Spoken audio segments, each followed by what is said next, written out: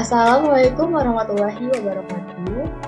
Kami dari kelompok 6 akan mempresentasikan hasil analisis yang kami lakukan terhadap perusahaan Nokia, yaitu mengenai analisis risiko kebangkrutan Nokia menggunakan metode Z-Score Altman periode 2017 hingga 2022. Sebelumnya, perkenalkan, saya Novania Putri Amanda selaku moderator di sini. Lalu ada Nadia Hasanah, Zahira, ada Aida Intan Nabila, ada Nindya Putri Septiani, dan juga ada Kamas Arya Kabinawawi. Mungkin bisa dilanjut langsung ke materinya.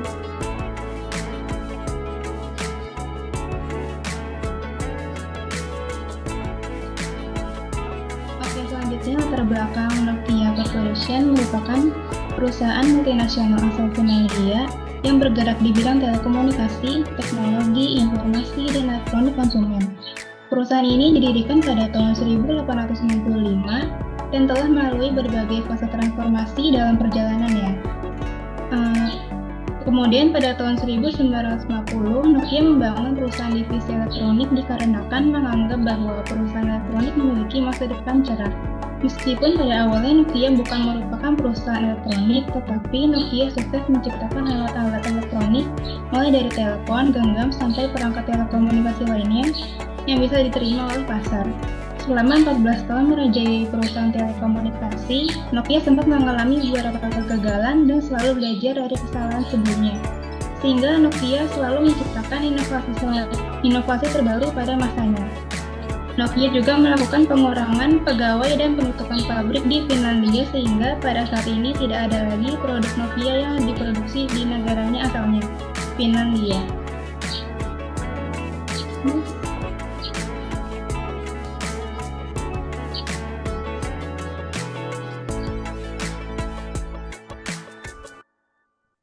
Oke, baik. Di sini terdapat teori analisis risiko, yaitu bisa diklasifikasikan menjadi 6 kategori, yaitu ada financial flexibility, yang kedua ada short term liquidity risk, lalu ada long term solvency risk, lalu ada credit risk, bankruptcy risk, dan juga systematic risk. Pada perusahaan Nokia ini, kami menganalisis menggunakan bankruptcy risk dengan metode Z-Score Altman untuk mengetahui tingkat kebangkrutan Nokia. Risiko kebangkrutan adalah risiko yang dihadapi perusahaan untuk dinyatakan bangkrut dan dipaksa untuk melikuidasi asetnya untuk membayar hutangnya. Lalu kebangkrutan dapat terjadi ketika perusahaan tidak lagi mampu memenuhi kewajibannya, seperti membayar gaji dan tagihan pemasok. Dilihat dari kasus Nokia ini, terdapat beberapa faktor yang menyebabkan risiko kebangkrutannya, yaitu adanya persaingan yang ketat antar teknologi seperti iOS dan Android, dan juga karena ada faktor ekonomi yang buruk disebabkan adanya pandemi COVID-19. Strategi Nokia ini dalam mengelola risiko kebangkrutannya dengan cara restrukturisasi organisasi dan mengadopsi Android. Nah, strategi-strategi tersebut terbukti berhasil membawa Nokia keluar dari krisis dan kembali menjadi pemain penting di industri teknologi. Nah, saat ini Nokia fokus pada pengembangan teknologi 5G, jaringan Internet of Things atau IoT, dan juga solusi cloud untuk masa depan. Indikator penting risiko kebangkrutan ada 3, yaitu ada rasio utang terhadap ekuitas. Rasio ini mengukur proporsi utang perusahaan terhadap ekuitasnya. Lalu ada rasio yang lebih tinggi lagi menunjukkan risiko kebangkrutan yang lebih tinggi. Rasio cakupan bunga, yaitu interest coverage ratio. Nah, rasio ini mengukur kemampuan perusahaan untuk memenuhi pembayaran bunganya. Lalu rasio yang lebih rendah ini menunjukkan risiko kebangkrutan yang lebih tinggi. Yang terakhir itu ada arus kas operasi. Nah, arus kas operasi itu menunjukkan kemampuan perusahaan untuk menghasilkan kas dari operasinya. Nah, arus kas operasi yang negatif menunjukkan risiko kebangkrutan yang lebih tinggi. Bisa dilanjut.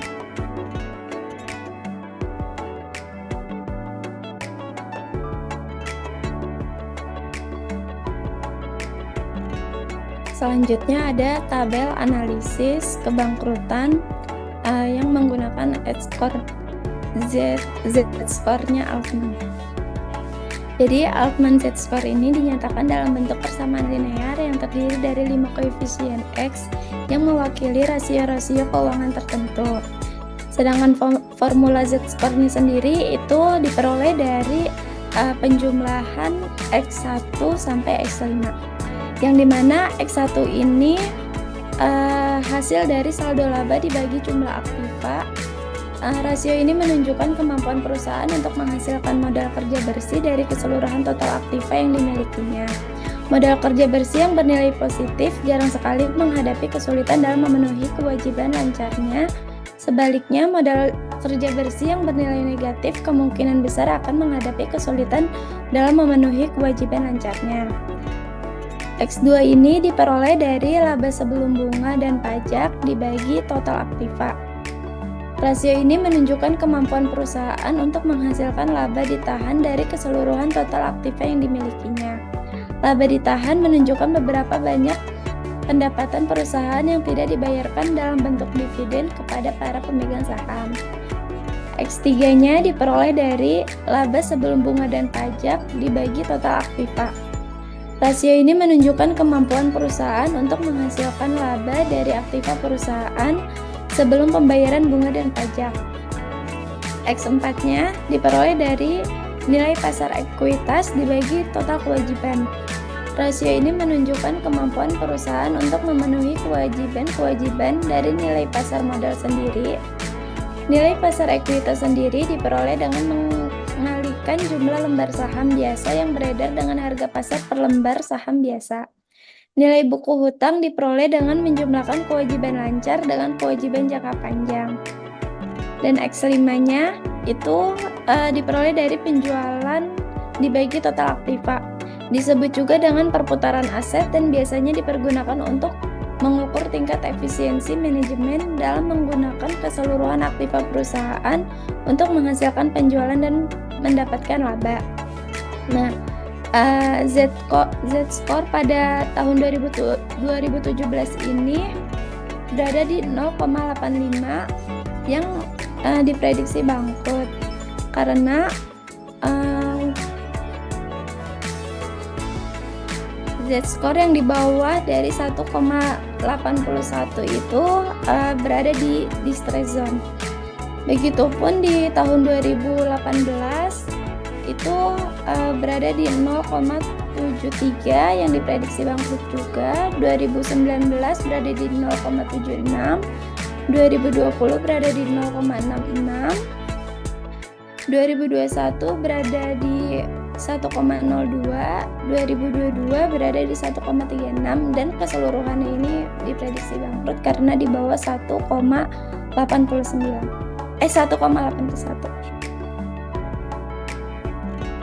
Next.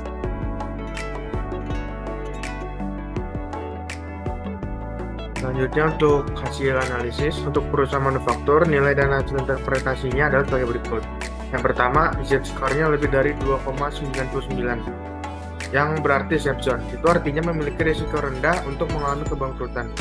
Yang kedua, di antara 1,81 sampai 2,99 itu gray zone. Itu artinya perusahaan dengan hasil nilai ini memiliki risiko kebangkrutan sedang.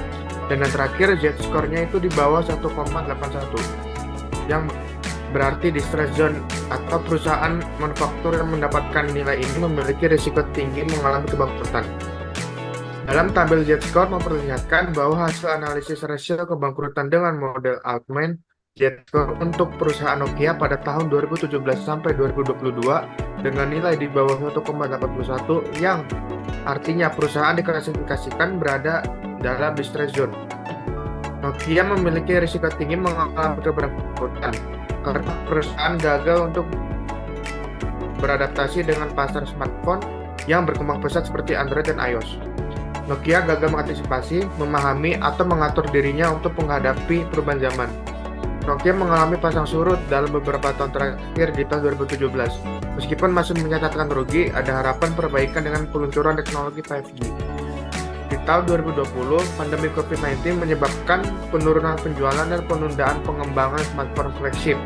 Namun, di tahun 2022, Nokia menunjukkan kinerja keuangan yang positif dengan peningkatan penjualan bersih, laba bersih, dan laba per saham. Bisnis jaringan seluler, infrastruktur jaringan, dan teknologi jaringan Nokia juga menunjukkan peningkatan. Nokia menargetkan pasar baru dengan margin keuntungan yang lebih rendah seperti India untuk memperluas mangsa pasar.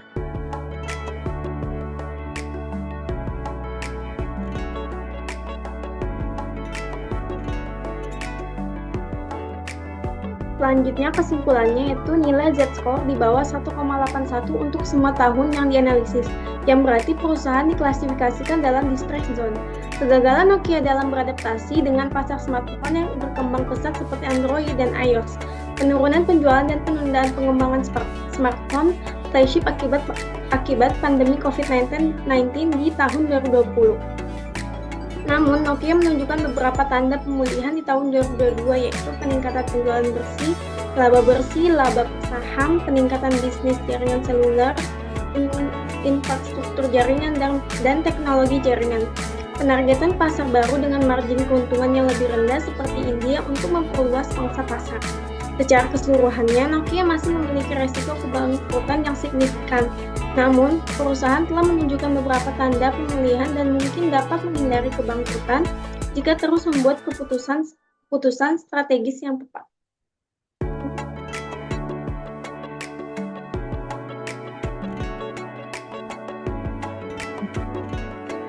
Mungkin cukup segitu dari kelompok 6. Terima kasih, mohon maaf bila ada salah kata ataupun ucapan. Lalu untuk perhitungan Z-score-nya bisa dilihat melalui link spreadsheet yang ada di halaman terakhir. Terima kasih.